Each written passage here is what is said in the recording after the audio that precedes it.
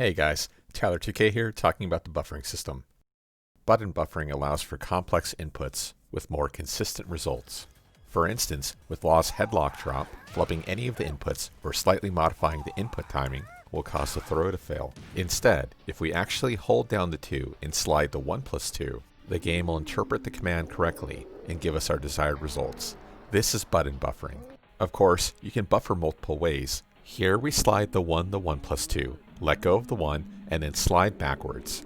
Here we see the rough timing of the 3 of them. Multiple ways to do the same input, all equally correct.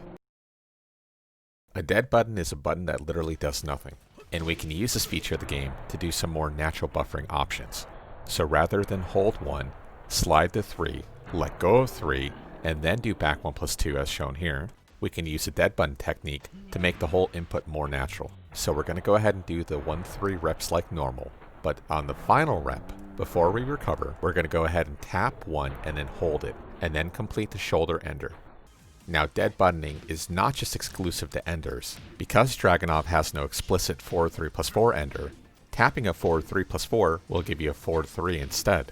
And since the game runs on positive edge, not negative edge inputs, we can buffer by pressing and holding 4 to always get a forward 3 input out. So to consistently land the forward 3 ender post spin, we use 4-4, hold the 4, buffer forward 3 plus 4, and then do your ender of choice.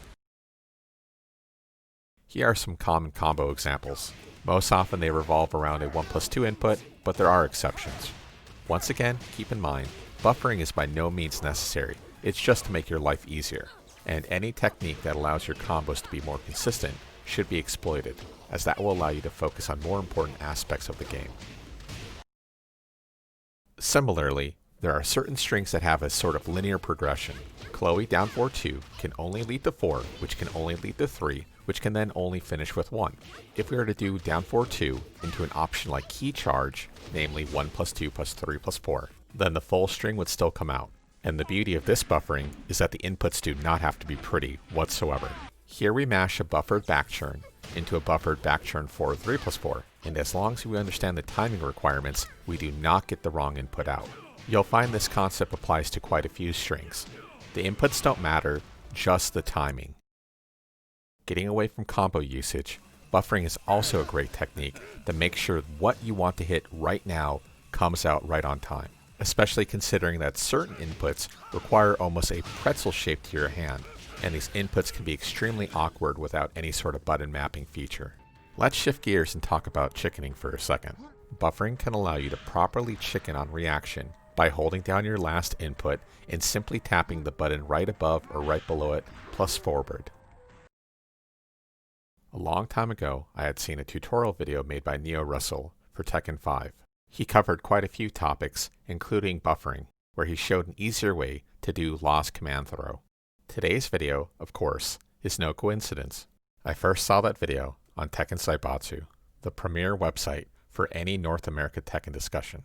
Last week, it was announced that TZ would be shutting their doors. And to properly convey the gravity of the situation, this is the equivalent of losing the Library of Alexandria.